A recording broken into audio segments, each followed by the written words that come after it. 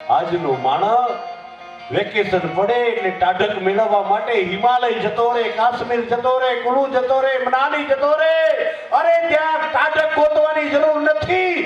માના ખોળામાં એકવાર માથું મૂકીને હોઈ જાઓ.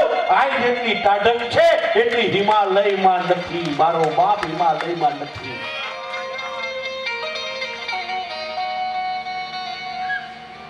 એના ખાલી 5 આંગળીના ટેરવા માથામાં ફરશે ને સાહેબ, ત્યાં તો તમારી ઇમ્યુનિટી પાવર વધી જશે. મારો બાપ ઇમ્યુનિટી પાવર વધી જાય એ તાકાત આમાં છે. માં છે સાહેબ. માની ઘણી બધી મારે વાતો કરવી છે.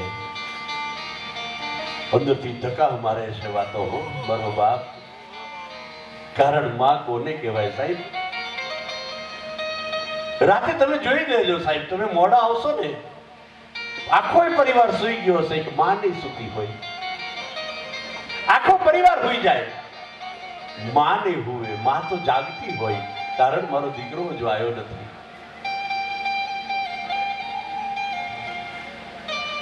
એ દીકરો આવે ખાલી એટલું કે માં શું કામ જાગે છે. માને ખાલી એટલું જ કેવું હોય, આવી ગયો બેટા, ભૂખ્યો ન સૂતો બેટા, ખાઈને હોઈ જજે હો, જમી લેજે બેટા. આટલું કહેવા માટે થઈને માં રાતે 2 વાગ્યા સુધી જાગતી હોય, 3 વાગ્યા સુધી જાગતી હોય. માં છે સાહેબ. ચાણક્ય જેવો ચાણક્ય આટલો મહાન માણસ, એ ચાણક્ય જે દિવસે પોતાના ઘરમાં દાખલ થયો ને તો માં રોતી હતી. માની આંખમાં આંસુ હતા. હું કામ રોવ છું માં? કાંઈ નહીં બેટા.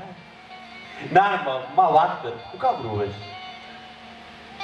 અને ત્યારે માએ વાત કરી કે દીકરા મારા, આપણા ગામના મોટા જ્યોતિષ મહારાજ ખરા ને? હા માં, હમણાં ઈ આવ્યા હતા બેટા. તારો ફોટો જોયો ને?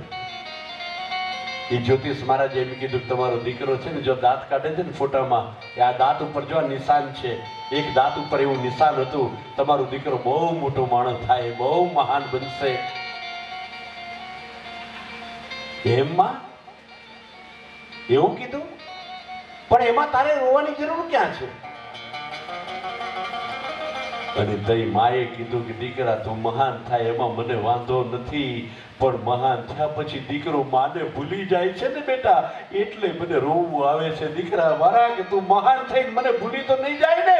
અને જાણે કે તરત બહાર નીકળ્યો, કાળવીને પાણો હાથમાં લીધો સાહેબ. પાણો હાથમાં લઈને જે દાંત ઉપર નિશાન હતું એ દાંતની ઉપર પાણો મારી અને દાંત તોડી લોહી વાળો દાંત લઈને માને કીધું કે લે માં, જે દાંત ઉપર નિશાન છે ને કે હું મોટો માણસ બનીશ, એ દાંત હું તને અર્પણ કરું છું. હવે તું રોવાનું બંધ કરી દે માં, તારી આંખના આંસુ જોઈ નથી શકતો. આ દીકરાને જગત યાદ કરે સાહેબ.